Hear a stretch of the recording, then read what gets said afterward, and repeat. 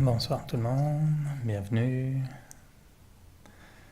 Vous êtes déjà dans un silence profond et estival. Tout le monde va bien? Ouais. Aucune tension? Non. Bon, la soirée est presque terminée, quoi. On doit parler d'une façon de se libérer des tensions, mais si déjà tout le monde est libéré des tensions, ça va, on peut même conclure tout de suite et rester détendu. Sur une échelle de 0 à 10, vous êtes détendu jusqu'à combien? Si j'invitais des experts en massothérapie, je vous invite à vous allonger puis qu'ils commencent à vous masser, est-ce que ça vous détendrait un peu plus? Est-ce qu'il risquerait de trouver des nœuds quelque part, un peu à gauche, à droite? Non? Ça va? Tout est détendu? Moi, je suis sûr qu'on trouverait des nœuds quelque part. On a le sentiment d'être détendu. Mais ce qu'on oublie des fois, c'est jusqu'à quel point on peut être détendu. Qu'est-ce que c'est qu'une détente totale? Un peu comme qu'est-ce qu'un bonheur total? On peut être heureux par rapport à ce qu'on a vécu hier ou par rapport à quoi est-ce qu'on mesure notre bonheur. Mais est-ce qu'on sait jusqu'à quel degré de bonheur? Est-ce qu'on connaît le degré de bonheur que l'âme peut ressentir? Est-ce qu'on a déjà ressenti vraiment ce qu'on appelle la félicité, la béatitude? Pendant combien de secondes? Ça a duré combien de temps? C'est disponible, hein? C'est disponible dans les bons centres de Raja Yoga près de chez vous, il y en a plein. Il faut savoir le déclencher et l'apprécier. Et quand on pense à une capacité d'être détendu, c'est toujours des sujets très très vrais parce que c'est des sujets auxquels on ne réfléchit pas suffisamment. Seulement quand on se trouve tendu, bien sûr. Puis des fois on dit à des gens, je me sens un peu tendu aujourd'hui. Et un ami au travail m'a demandé aujourd'hui, est-ce que tu fais de l'anxiété? J'ai dit, comment tu définis l'anxiété? Oui, sûrement j'en fais de l'anxiété. Des moments où on est provoqué un petit peu, où on est dans des situations de vie qui sont difficiles, des inquiétudes. Oui, il y a de l'anxiété. Comment est-ce que je gère mon anxiété? Ça, c'est différent. Et combien de temps elle dure, mon anxiété? Et à quel épisode ou quelle fréquence est-ce que cette anxiété revient? Et je pense que dans notre cheminement spirituel, si on est sincère, si on est honnête, même si on pratique la méditation pendant longtemps, on a à confronter régulièrement des situations qui vont créer une certaine tension. Et obtenir un niveau dans lequel on est vraiment détendu, où il n'y a aucune tension, c'est magique. C'est vraiment, vraiment magique. Si on regarde le corps vieillir, on se rend compte que toutes les tensions accumulées font que le corps, quand il vieillit, devient un peu plus, à moins que des personnes fassent vraiment des exercices, du yoga, justement des étirements, des choses comme ça, mais le corps peut avoir tendance à se rétrécir, à se recroqueviller sur lui-même, à se replier sur lui-même. Des fois, on a tellement de tensions physiques que ça crée des problèmes articulaires, de déplacement, de confort. Les tensions peuvent aller, on n'ira pas dans l'aspect biologique de ce que peuvent créer les tensions, mais on sait que ça peut créer énormément de problèmes. On peut devenir nous-mêmes des boîtes à haute tension. Ça, c'est très dangereux. Sur les boîtes à haute tension, il faut mettre un écriteau « Attention, ne vous approchez pas ». Et quand les gens deviennent des boîtes à haute tension, il y a des courts-circuits, il y en a qui sont électrocutés, ça crée des grosses flamèches. Quelqu'un vous dit « Bonjour, comment ça va ?» met le doigt sur vous, puis « Ah bon, non, ça va pas très bien aujourd'hui, de la tension dans l'air. » Ça, et pas de problème, toujours bienvenue. Et la tension, si on commence à la définir, à la regarder, on sait qu'on en a de la tension. Ça vient périodiquement, selon les circonstances. Et se libérer de la tension, c'est être capable de vivre et de rester détendu, ou d'être capable de rapidement défaire ces nœuds qui se créent. Parce que si ces nœuds se créent et qu'on ne les défait pas rapidement, ben ça s'accumule. Ça devient un peu plus compliqué en vieillissant. Puis après, quand le nœud est vraiment un nœud dans une relation qui dure de 10 ans, là, ça fait un gros nœud. Là. C'est compliqué après. Puis, pour moi, la notion de tension vient d'un manque d'alignement. La tension vient du fait qu'il y a des forces opposées qui s'exercent en nous. On n'a peut-être pas nécessairement un extérieur et un intérieur en harmonie. Et on vit quelque chose extérieurement qui n'est pas vraiment en harmonie avec ce qu'on aimerait vraiment vivre intérieurement. Et là, ça crée une tension. On peut la tenir quelque temps. Métro, boulot, dodo, on y va, on le fait. Eh oui, les enfants, eh oui, il faut faire ça. Ah, il faut aller faire les courses. Et on vous demanderait, est-ce que vous êtes tendu? Non, non. Et quelqu'un qui sait lire un peu avec un scanner ce qui se passe à l'intérieur et ce qui se passe à l'extérieur, vous dirait, vous savez, vous êtes très tendu. Et vous direz, ah oui, non, je me sens pas tendu. Et il y a des tensions qu'on ne sentirait pas comme ça, parce qu'elles deviennent tellement naturelles qu'on vit avec. Puis on pense que c'est normal. Puis on appelle ça le quotidien, on appelle ça les obligations, les responsabilités. Puis on met des jolis noms dessus. Puis en fait, ce qu'on dit, c'est que tu es tendu. Hein. Puis quand quelqu'un dit, non, mais j'ai beaucoup de responsabilités, t'es tendu. Hein. Tu dirais, oui, je suis tendu. Qu'est-ce qui vient derrière le mot responsabilité? Qu'est-ce qui vient derrière le mot il faut que? Qu'est-ce qui vient derrière le mot je n'ai pas fait ça? Ben, il y a une tension. Puis c'est toutes ces tensions qui s'accumulent qui font qu'on devient un peu électrique par moment. Et on a parfois des tensions trop fortes, trop grandes. Et là, on s'en rend compte, puis on se dit, là, il faut absolument que je me détende. Alors, il y a des spas, il y a des centres de méditation, il y a des excursions dans la nature, il y a ce qu'on appelle des vacances. Ça, c'est bien, chaque année. Tout le monde est dans une boîte de haute tension, puis là, on leur dit, là, c'est le temps de prendre des vacances. Et généralement, pendant 3 semaines, on essaye de défaire tous les nœuds temporairement. Puis on appelle ça des vacances. Puis après, on se remet exactement dans les mêmes tensions, puis on recommence pendant 12 mois, moins 3 semaines. Puis on recommence à créer ça. Évidemment, j'exagère un peu, mais il y a quand même du vrai dans tout ça. Et donc, pour un cheminement spirituel, ce qu'on veut, c'est reconnaître, c'est quoi ces forces contradictoires en nous? C'est quoi ces forces qui ne sont pas alignées entre elles? Et on sait très bien que si, ne serait-ce que dans une voiture, les 2 roues sont comme ça, c'est pas une très bonne idée, ça va pas bien aller, quoi. Essayez aussi avec un vélo de désaxer vos roues et pas de les mettre dans le même sens. Ça risque de pas très bien pédaler ou de pédaler très fort pour aller dans une ligne droite. Et donc on a en nous des forces opposées. Pensez simplement des fois à ce qu'on vit, ce qu'on aimerait vivre. Est-ce que c'est toujours en adéquation? C'est toujours la même chose? Quand on demande aux gens si vous restez 6 mois à vivre, vous feriez quoi? Très peu répondent la même chose. Il y en a qui répondent ça parce que c'est impressionnant. Alors, moi, je ne changerais rien. OK. Mais ils ne sont pas majoritaires, je pense. La plupart des gens, si on leur disait qu'est-ce que tu pourrais vraiment faire si tu avais la chance de faire ce que tu veux vraiment faire, souvent, ce n'est pas du tout ce qu'ils font dans le quotidien. Et la question qui est intéressante, c'est toujours pourquoi attendre d'avoir un verdict de 6 mois à vivre pour envisager de faire ces choses-là? Est-ce qu'on ne peut pas les envisager plus tôt? Et si on se posait la question à savoir qu'est-ce que je vis par rapport à ce que j'aimerais vraiment vivre? Quel est l'écart entre ces deux-là? Et cet écart peut mesurer très bien une tension potentielle. Et je ne sais pas, ça vous dit quelque chose? Non? Il y en a qui ont des désirs ici, hein? Ils savent ce que c'est des désirs?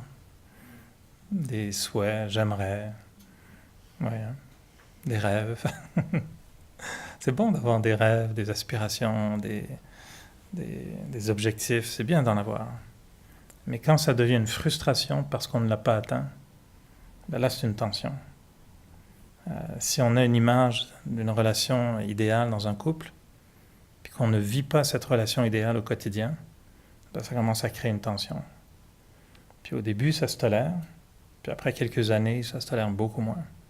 Puis quand la tension devient très forte, ben, on sait ce qui se passe. Il y a des conflits, il y a des prises de bec, il y a des mots qu'on regrette, il y a des gestes qu'on regrette.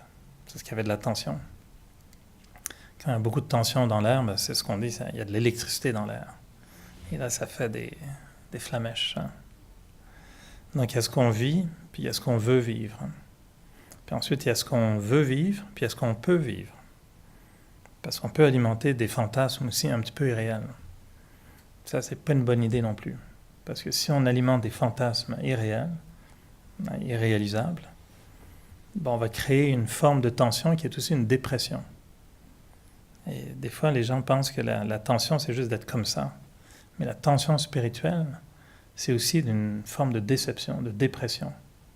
Parce que c'est comme si notre muscle de l'esprit est extrêmement tendu. Il n'arrive pas à... Quelqu'un qui est dépressif n'est pas détendu. C'est pas... pas dire qu'il est détendu, non? C'est une autre forme de tension, dépression mentale, une forme de tension mentale, insatisfaction. Et souvent, on alimente des idéaux irréalisables, puis après on se dit « Ah, j'ai pas la vie que je veux ». Peut-être qu'il faudrait commencer par créer des objectifs réalisables, atteignables. Il y a la tension entre ce que je veux, ce que je vis, ce que je veux, ce que je peux. Puis il y a la distinction entre ce que je veux et ce que je fais. Ça, c'est un peu nos 4 roues motrices dans la vie. Ce que je fais, ce que je veux, ce que je peux, dans le sens de ce que je peux être capable d'accomplir, ce que je veux accomplir, ce que je vis réellement et ce que je fais ensuite pour avancer par rapport à mes objectifs. Et ça, si nos 4 roues ne sont pas à peu près dans la même direction, ben c'est là où on sent qu'il y a vraiment des tensions. On veut, on fait, mais on ne peut pas. Ben, ça ne marche pas. On peut, on veut, mais on ne fait pas. Ben, là non plus, ça ne marche pas. Il faut que les 4 fonctionnent. Il faut vouloir, il faut pouvoir, il faut le faire, il faut le vivre. Puis quand les 4 sont alignés, ben là, votre voiture, ça va très très bien. Là. Ça paraît facile, hein? Donc, on pourrait dire qu'un centre de méditation, finalement, c'est un garage spirituel où on offre un réalignement des roues gratuitement, mais c'est un peu compliqué parce qu'il faut que vous retrouviez vos roues, que vous êtes capable de les amener dans le garage pour qu'on puisse les réaligner. Mais on a tous ça en nous. Qu'est-ce qu'on veut, qu'est-ce qu'on peut, qu'est-ce qu'on fait et qu'est-ce qu'on vit. Et la spiritualité, ce que j'aime beaucoup, moi, c'est que ça nous permet de saisir la portée de chacun. Et quand les 4 sont alignés, c'est ce qu'on appelle l'authenticité. Parce que notre gros problème, c'est quand on n'est pas authentique. Quand on sait que ce qu'on ressent n'est pas vraiment en harmonie avec ce qu'on aspire, avec ce qu'on sait qu'on est intérieurement. Si je ressens de la crainte, de la peur, de l'angoisse, de l'inquiétude, mais qu'en fait, je sais que mes aspirations sont à la confiance, la force, la détermination, il y a un déséquilibre qui se fait. Et là, on sent qu'on n'est pas vrai, on n'est pas nous-mêmes. Il y a des gens qui vont dire d'ailleurs, je ne me reconnais pas, je ne sais pas moi-même. Je n'agis pas comme j'agirais normalement. Puis on a cette expression de dire, je me reconnais plus. Depuis 3 mois, là, je me regarde, je me reconnais plus. Ça vous est déjà arrivé? Ou les gens vous le disent, je te reconnais plus, tu n'es pas toi-même. Mais non, ça va très très bien. Les autres perçoivent la tension, mais pas nous. On dit non, tout va très très bien, je gère très très bien. Je pense que tu gères avec un petit peu de tension là. Il y a comme de l'extrait dans l'air. Regarde, même ton chat, il est sous le canapé tout le temps. C'est pas normal. Il a perçu quelque chose, ton chat. Donc il y a la notion d'authenticité, de vivre quelque chose qui nous correspond et on sait que ça c'est vrai, ça c'est vraiment nous. Il faut trouver son authenticité. On passe beaucoup de temps dans notre vie à copier les autres, à essayer de se projeter en comparaison avec d'autres. Et la société nous force à faire ça aussi. On l'a souvent dit, c'est cliché, mais tous les magazines projettent des images absolument inatteignables, à moins d'avoir un super Photoshop chez vous. Là. C'est très dur d'avoir le même look que ceux qui sont dans les magazines. On regarde la vie des célébrités, etc. On regarde On regarde des histoires, des films complètement invraisemblables. Puis on se trouve super ordinaire après. Peut-être tu regardes Forrest Gump, puis après tu te dis, ouais, ma vie est assez ordinaire finalement.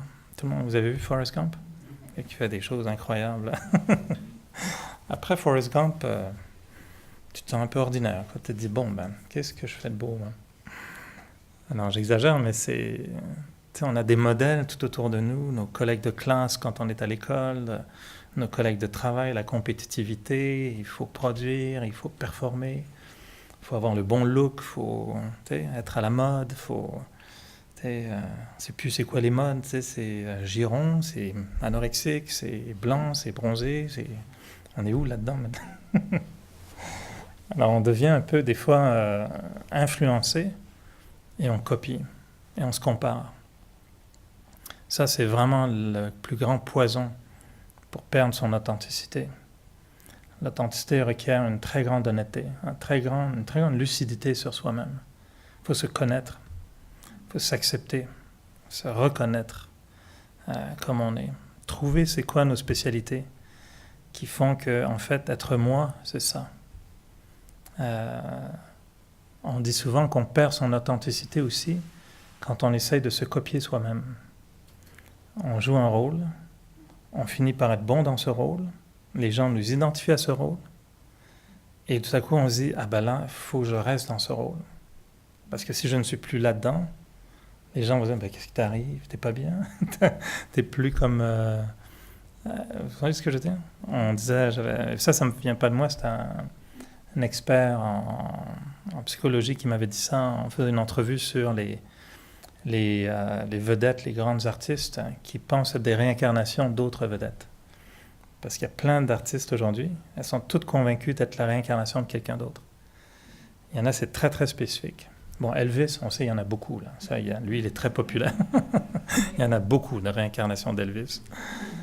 Mais il y a des chanteuses qui pensent être la réincarnation de telle autre chanteuse, Patsy Cline ou d'autres. On faisait un reportage sur ça.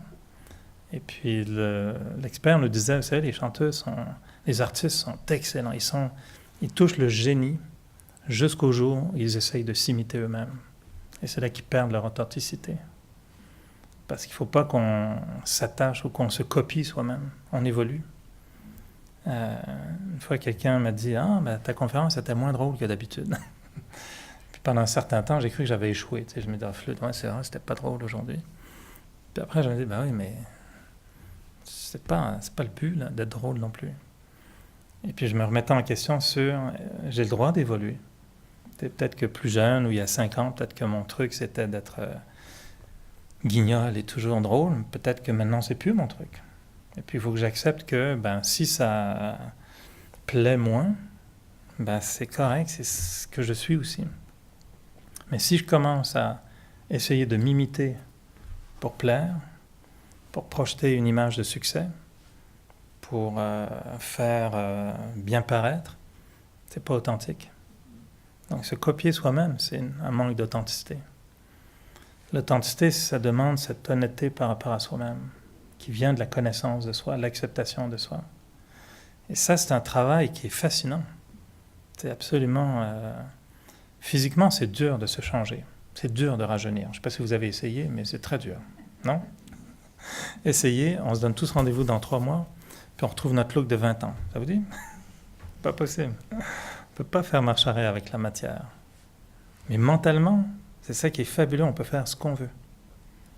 C'est pas vrai que parce que notre corps est vieux, on doit être vieux dans la tête. C'est pas vrai ça. On a plein d'exemples qui le prouvent. Il y a des gens qui vieillissent physiquement, puis qui rajeunissent mentalement. Pour le mieux, là. Ils sont plus libres. Hein. Il y en a qui rajeunissent trop, ça c'est un problème, mais ça, ça arrive aussi des fois. Alors il y a comme une dynamique qui existe dans cette capacité de se transformer intérieurement, de jouer avec soi-même intérieurement, puis de se dire, mais je peux me façonner. Mais je me façonne en quoi? Je n'ai pas à recréer qui je suis, j'ai à redécouvrir qui je suis vraiment intérieurement. Et quand on retrouve des aptitudes, des traits de personnalité, des caractéristiques, des qualités, des vertus qui viennent vraiment résonner avec nous en se disant « ça, je pense, ça c'est vraiment moi ». Là, on commence à toucher l'authenticité. Et cette authenticité, elle est capable de nous réaligner. Elle est capable de nous redéfinir qu'est-ce qu'on veut, qu'est-ce qu'on peut. Et ça redéfinit donc qu'est-ce que je vais faire, puis comment je vais me sentir, comment je vais être.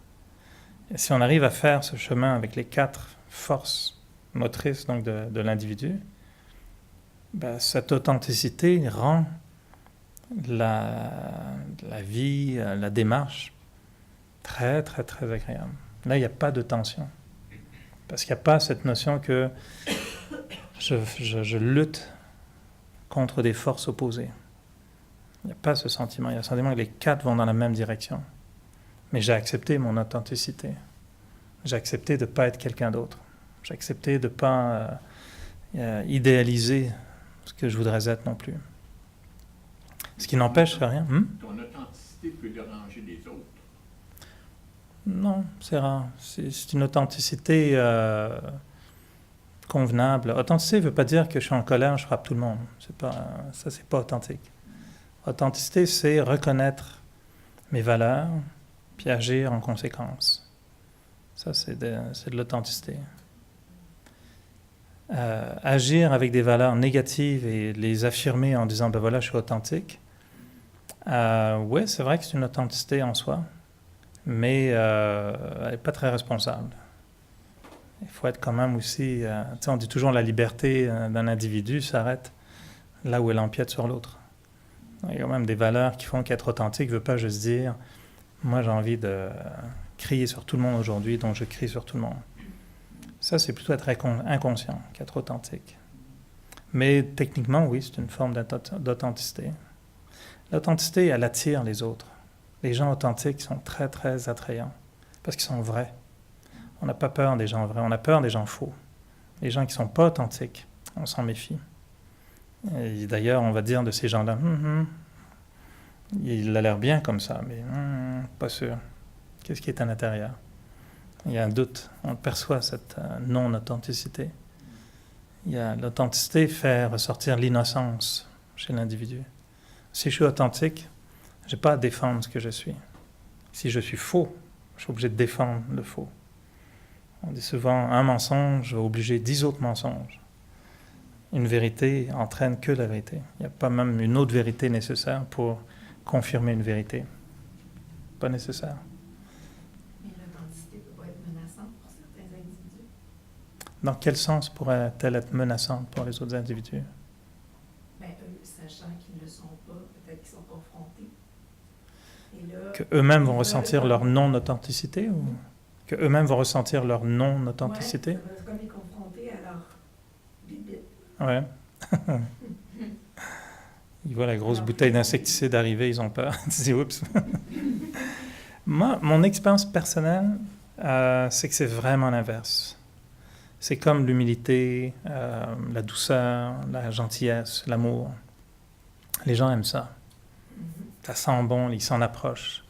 L'authenticité, ce qui fait peur, c'est quand les gens sont affirmatifs au-delà de leur authenticité.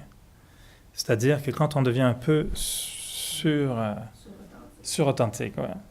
Et là, ça devient de l'arrogance. Là, ça devient de l'affirmation du genre, au nom de l'authenticité, un peu ce que vous disiez, ça devient un peu comme, au nom de l'authenticité, je brise certaines règles. Là, ça ne marche plus.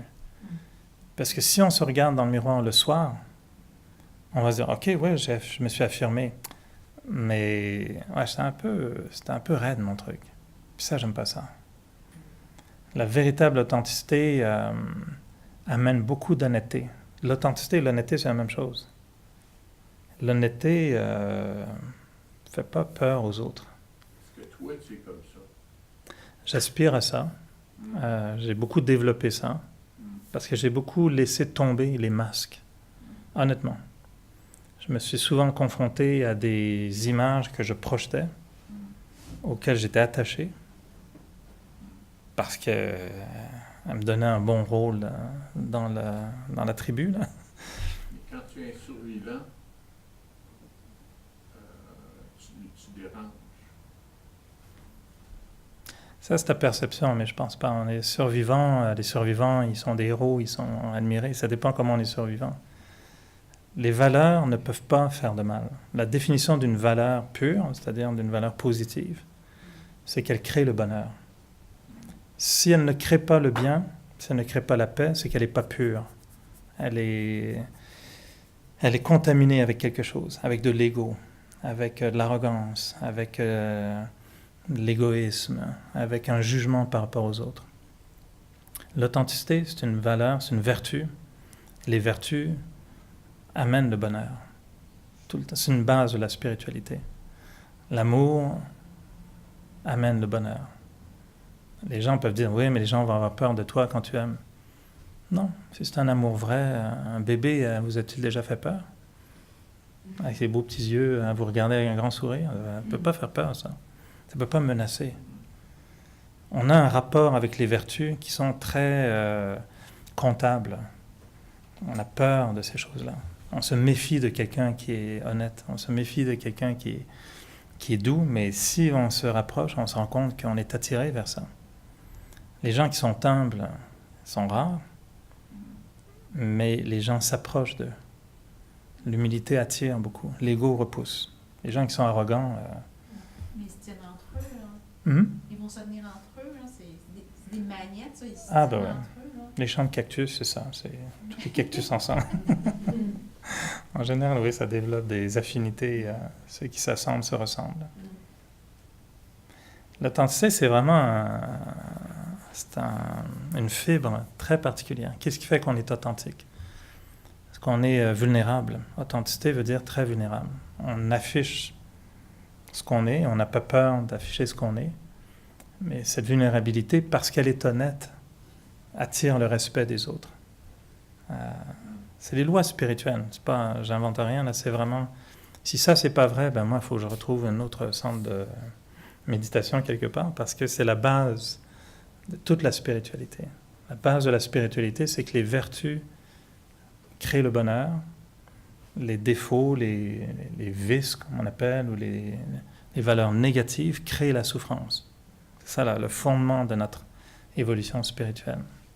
Et si j'oriente ma conscience vers le bien, si j'oriente ma vision vers le bien, mes gestes vers le bien, mes pensées vers le bien, j'attire le bien. C'est la loi du karma.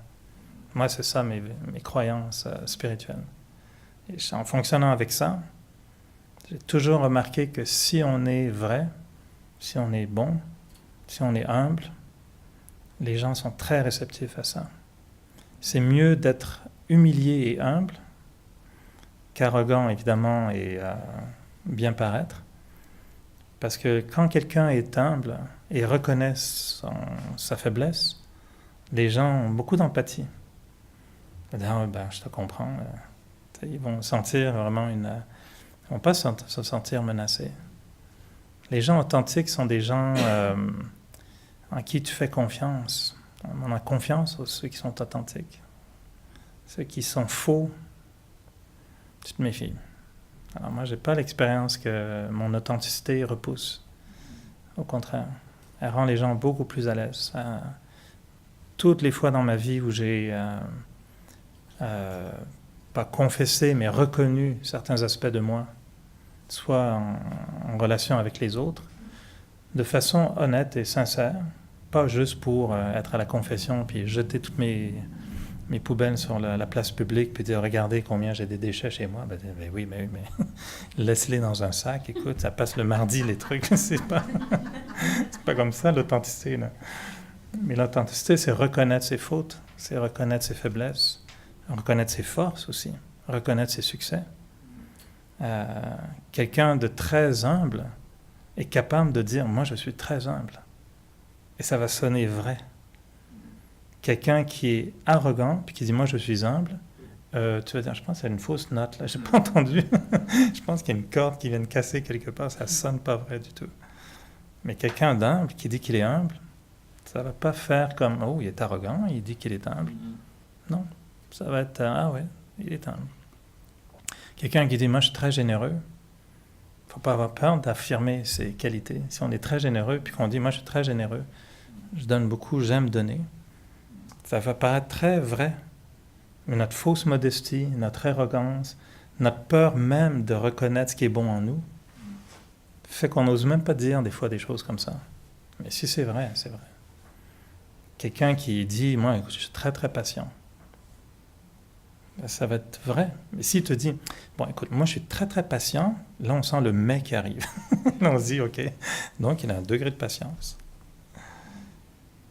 Alors, tout ça, c'est un peu l'articulation de qu'est-ce qui est cette dynamique en moi entre ce que je suis, ce que je vis, ce que je veux, ce que je peux, ce que je fais.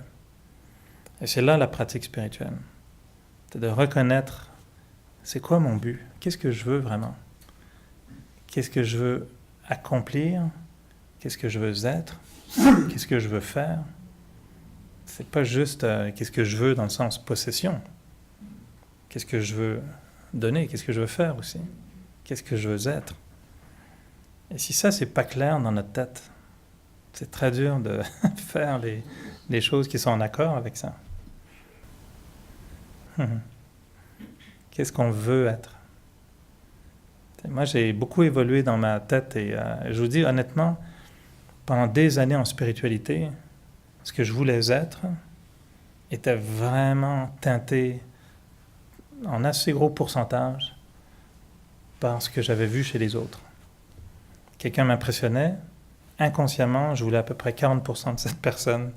Je voulais être à peu près 40% d'elle, 20% d'elle, 10% de lui.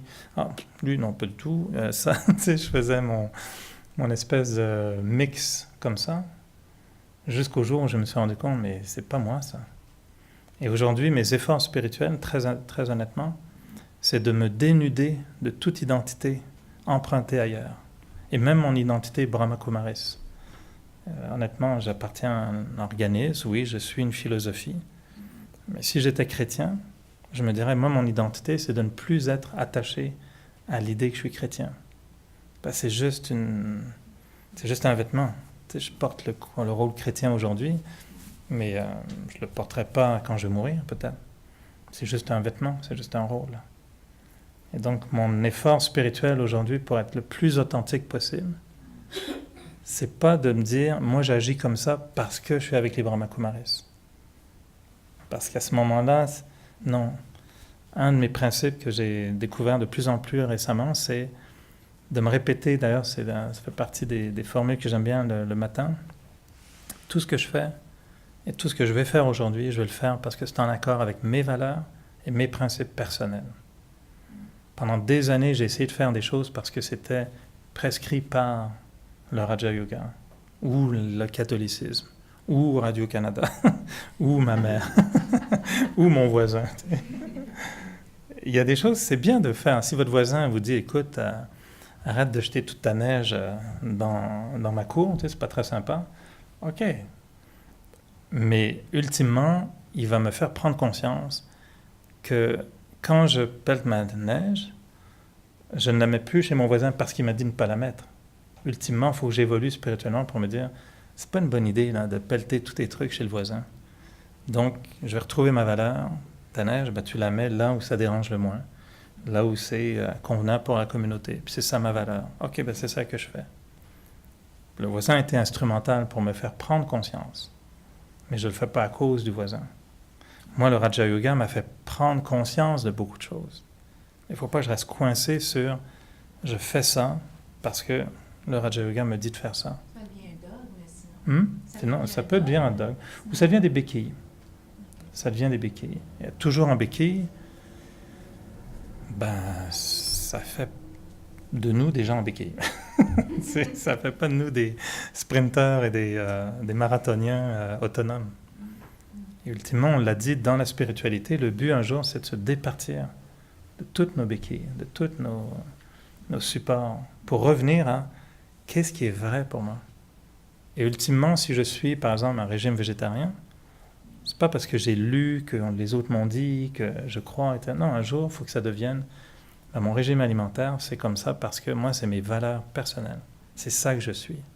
Puis si un jour, vous découvrez que vous êtes foncièrement un carnivore, j'allais dire omnivore, je pense un carnivore, ben, soyez carnivore, je ne sais pas. C'est ça vraiment votre ID. Vivez avec, là, c'est pas... Moi, je suis bien avec ce que je fais. Et les choses dans lesquelles je ne suis pas bien, ben, c'est là que j'ai des tensions, moi. Et mes tensions viennent toutes des aspects de ma vie dans lesquels il y a un écartèlement entre ce que je veux, ce que je peux, ce que je fais, et ce que je vis. Puis je ne vous les nommerai pas parce que c'est trop personnel. Mais il y en a encore. Et il y a des points de tension. Puis ça, c'est les bibites dont vous parliez, là. Ça, c'est mes bibites à moi. Et j'en ai des bibites. Et j'ai du mal à les éliminer. Tu sais, il y en a qui sont tenaces. T'as beau prendre ton soulier et faire paf! Puis elle revient 3 fois plus gros sans dont je t'ai eu. Ils sont tenaces, ces bibites-là. Et elles nous forcent à réfléchir toujours à la même chose. C'est en quoi est-ce que cette bibite-là me montre le fait que je ne suis pas authentique dans quelque chose. Et on a tous ces tensions-là.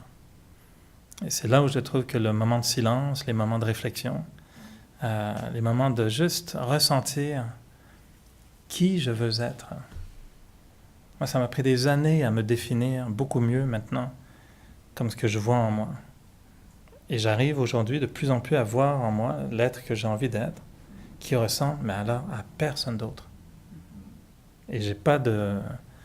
Il devient de plus en plus précieux parce que si je le perds, ben, il n'y en a pas d'autre. J'ai pas de copie. Il n'existe nulle part ailleurs. Et ça, quand on commence à définir cet être-là, puis se dire, moi, c'est ça que je suis. Puis ça, il n'y a plus du tout d'association avec quelqu'un d'autre. Ça devient intéressant. Se définir soi-même. Qu'est-ce qu'on est? Et c'est inspirant parce que on se sent libéré en se rapprochant de cela. Ce qui nous crée la difficulté, c'est d'essayer d'être quelqu'un qu'on n'est pas. Ça, c'est dur. Ça, c'est très dur. Mais essayer d'être ce qu'on est, ultimement, ça devient très libérateur. Il faut reconnaître ce qu'on est. Moi, tous les matins, depuis quelques temps, mon nouveau truc, c'est que je me fais ce qu'on appelle un smoothie spirituel. Vous aimez ça, les smoothies? C'est super bon, hein? C'est la grande mode en ce moment. Et je sais pas ce que vous buvez le matin, ou du thé, peut-être un chai, un truc. Mais pensez à quelque chose qui requiert plusieurs ingrédients. Et moi, tous les matins, je me répète 5 choses. Il y a 5 ingrédients que je développe au quotidien. Puis je les pratique pas nécessairement en répétition comme un chapelet. Là. Je les place dans la journée, tu sais, dans les bons moments, puis j'essaie de les voir. Honnêtement, j'essaie de faire ça depuis un moment. Puis j'aime beaucoup. Puis un des 5 points, c'est l'appréciation que chaque jour est une journée entière. C'est un cadeau qui a un début, un milieu, une fin. Chaque jour, tu oublies complètement le passé, le futur. C'est une journée, là. C'est une vie. Il ne faut pas que je la rate. Puis cette journée-là, aujourd'hui, là, c'est un projet de vie que j'ai aujourd'hui. Qu'est-ce que je vais faire de ma vie aujourd'hui? C'est un projet de vie. Oubliez le travail, oubliez les amis, les enfants, voilà. Et c'est de ce qu'on dit souvent, dire oui à la vie. C'est un moment d'émerveillement de « Hey, je suis sur la planète Terre. Waouh, génial. J'adore la planète Terre. C'est bon. Qu'est-ce que je vais faire de ma journée aujourd'hui? » Savourer le ciel, la nature, juste de prendre le temps de me dire « Waouh, c'est sacré, c'est ça. C'est le côté... Une journée, là, c'est sacré. La vie, c'est sacré. Il ne faut pas que je la rate, c'est une journée. Oublie tout ce qui s'est fait hier. On repart à zéro. Puis on dit « Yes, wonderful. » J'essaye de faire ça. Puis pour consolider ça, parce que des fois, ça ne marche pas, j'utilise une petite pensée très pratique. C'est mon deuxième point, c'est « Je suis en vacances ». Et moi, j'aime beaucoup cette pensée-là parce que j'ai beaucoup de moments, je m'en souviens très bien, quand tu pars le vendredi soir du boulot, là, c'est les vacances. Il y a un feeling très spécial. Alors, j'essaie de recréer ce feeling tous les jours, même si je vais aller travailler dans une demi-heure. Je suis en vacances. Alors là, ça libère toutes les tensions. Puis ça marche très bien sous la douche. Fais ça sous la douche.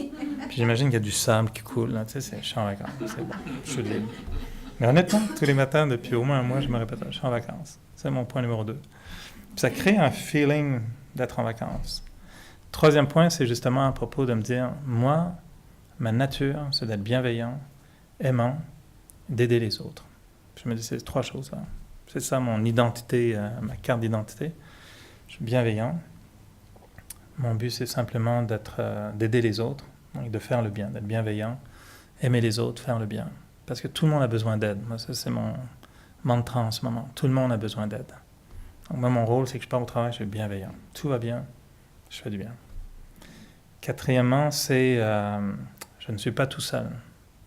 C'est Dieu avec moi. J'ai une puissance à mes côtés, appelez-le comme vous voulez. Il y a une dimension divine gigantesque. Puis elle est toujours disponible, 24 heures sur 24, 7 jours sur 7. Yes!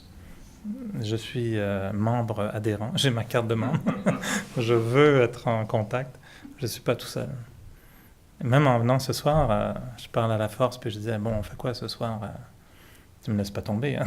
Tu viens, tu me donnes un peu des idées là ce soir, ça va? Tu m'inspires. On se parle, il faut se parler tout le temps. Donc je ne suis pas tout seul. Et le 5e point, c'est justement celui de me dire, tout ce que je fais aujourd'hui, je suis libre. Je vais le faire parce que c'est en accord avec mes valeurs. Puis si je ne me lève pas alors que normalement je devrais me lever à telle heure, si je médite pas à 7 heures le soir alors que normalement je devrais, je ne fais aucune tension. Non, moi c'est un choix, j'assume. Je suis paresseux en ce moment, ça va, j'assume. C'est très bon. J'arrête de me frapper pour me dire ah ouais, t'aurais dû faire ceci. Non. Je suis cool avec moi-même aussi. Donc tout ce que je fais, je le fais et j'assume. C'est mes principes, c'est mes valeurs. C'est correct. Si les autres ont un problème, ben, j'y peux rien. Mais jusqu'à maintenant, j'ai eu aucune plainte sur mes 5 trucs.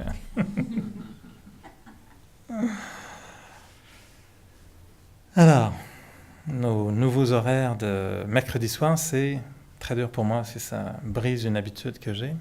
Parlez moins. Parlez moins, méditez plus. Alors, ce qu'on aimerait vous encourager à faire, c'est maintenant partir en méditation ensemble, un petit 20 minutes. Et je vais vous proposer certaines idées et on va se faire un massage spirituel collectif sans tension. Et vous allez fondre, littéralement, vous allez vous liquéfier dans cette absence totale de tension. Et vous serez, dans 20 minutes, vous serez en vacances.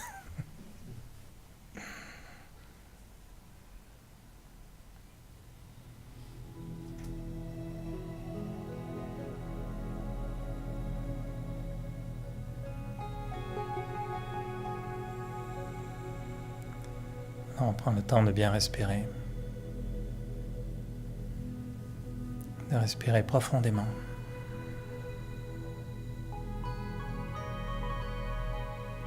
De sentir toute l'énergie vitale dans le corps. Comme si l'air que j'inspirais se répandait dans le corps tout entier.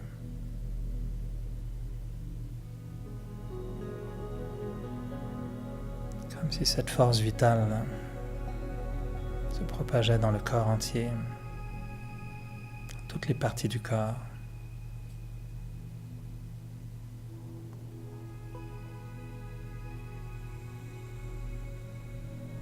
Simplement en étant concentré sur ma respiration, je donne au corps une pleine conscience de l'énergie qui l'occupe, qui l'habite.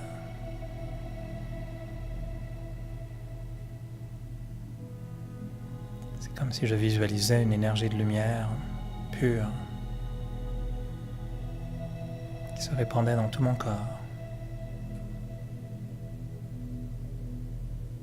Une énergie vitale qui libère le corps de toutes les tensions. Je prends soin de détendre toutes les parties du corps, même le cou. Toutes les articulations se détendent.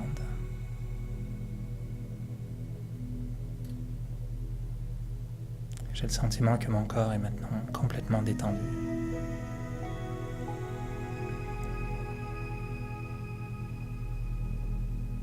Alors je peux me concentrer maintenant entièrement sur mes pensées. Je redirige toute mon attention au centre du front.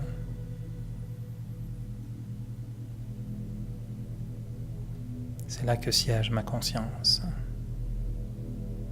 mon esprit.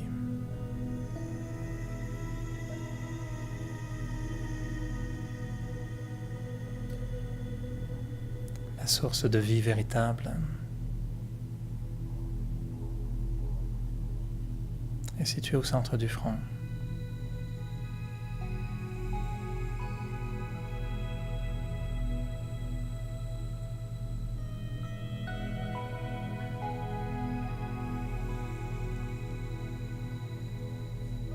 Et je me dis que je suis une âme.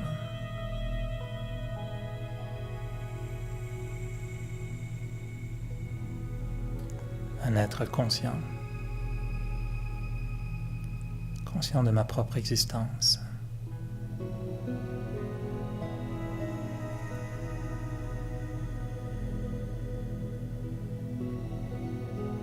Je suis un être spirituel dans un corps physique.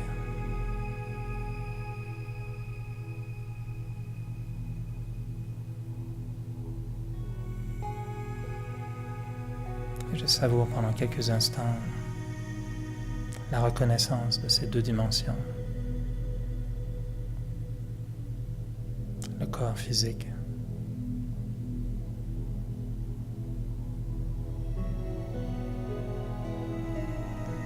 et l'être spirituel.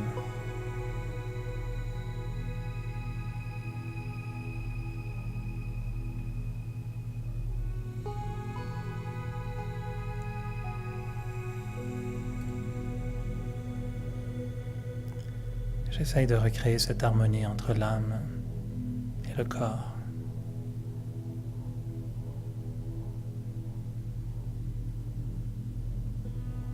De redécouvrir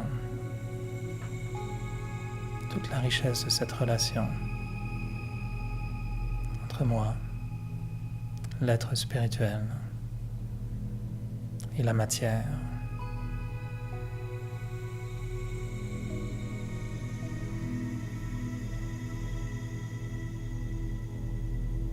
Je suis dans un corps et je pense.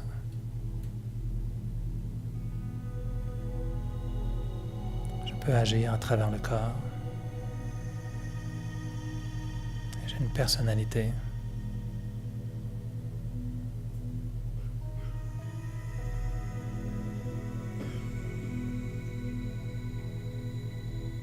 J'ai une capacité de prise de décision, de compréhension,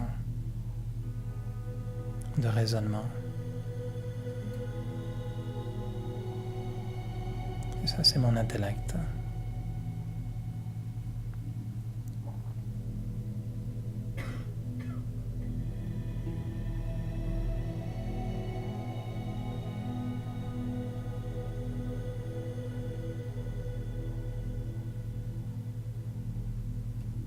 Et si je redeviens conscient d'être une âme, je reprends alors conscience de tout mon potentiel, de toutes mes capacités.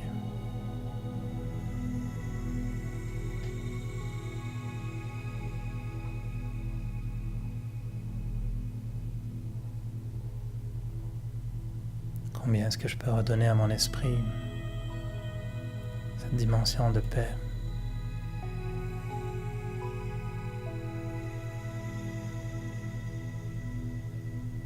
Retrouver cette capacité de penser en paix, calmement, et de ne générer que des pensées qui sont bénéfiques pour moi.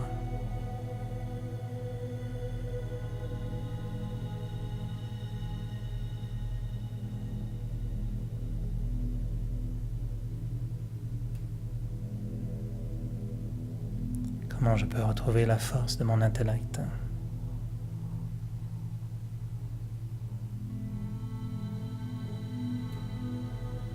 Être capable d'exercer un jugement, de prendre des décisions, de reconnaître le bien et le mal.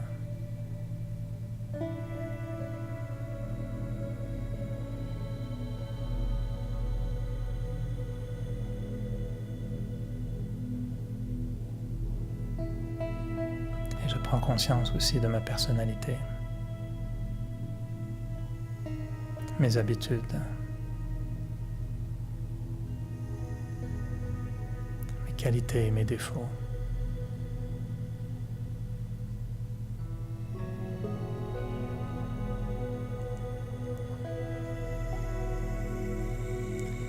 Et en redevenant conscient de l'âme, en redécouvrant toute la puissance du silence.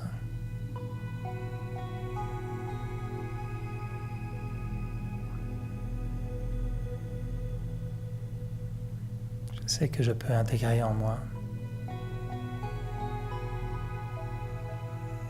une plus grande conscience.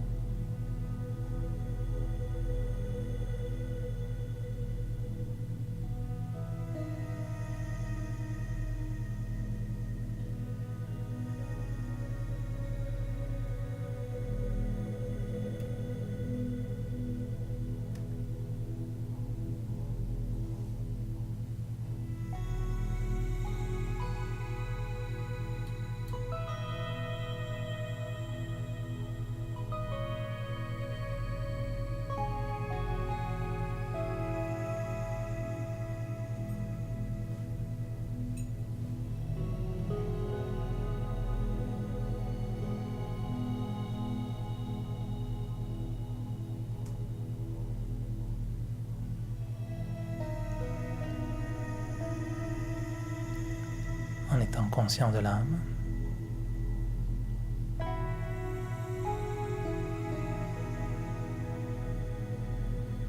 je sais que je peux redonner à ma conscience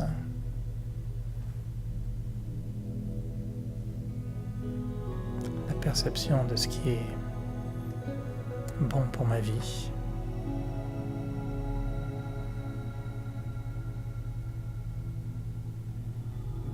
Ce qui me permettra de vivre ma vie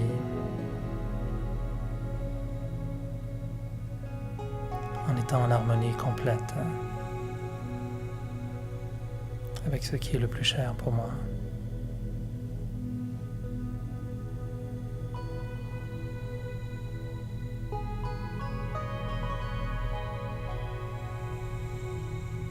Que ce soit ma capacité d'aimer les autres,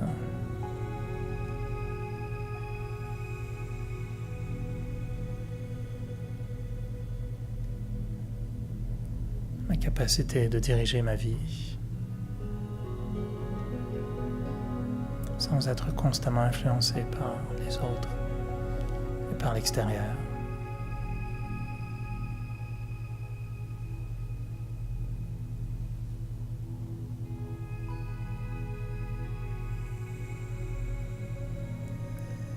Je cherche à être inspiré, à être guidé.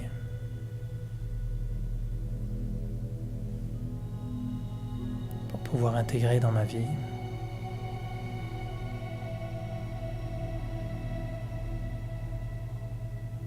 les valeurs qui pourront recréer l'harmonie en moi.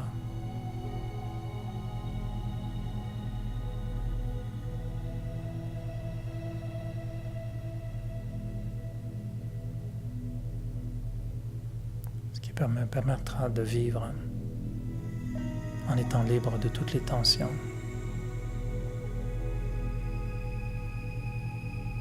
et en redevenant vrai, authentique, honnête.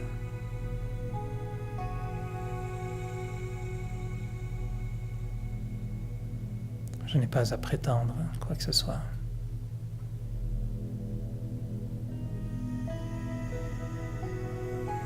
Mais juste à reconnaître ce qui est vrai en moi et à exprimer ce qui est vrai en moi dans mes relations avec les autres.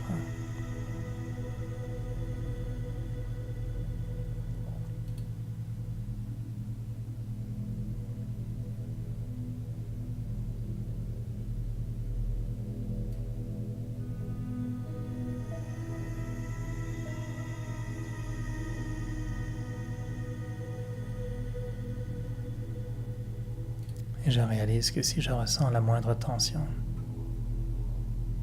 je pourrais alors me poser la question: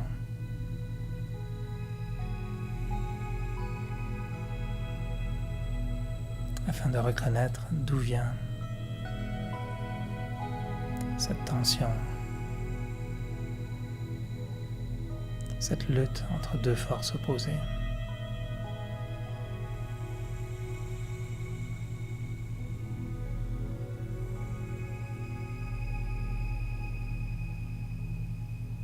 Et si je lâche prise par rapport aux attentes,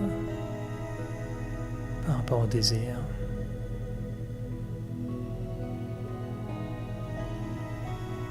et si je reconnais ce qui est vrai,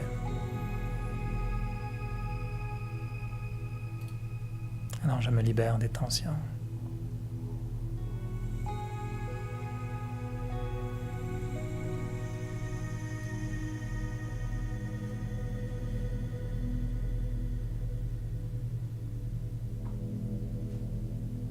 Se libérer des tensions,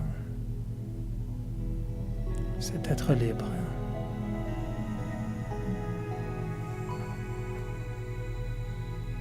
Et être libre, c'est être vrai.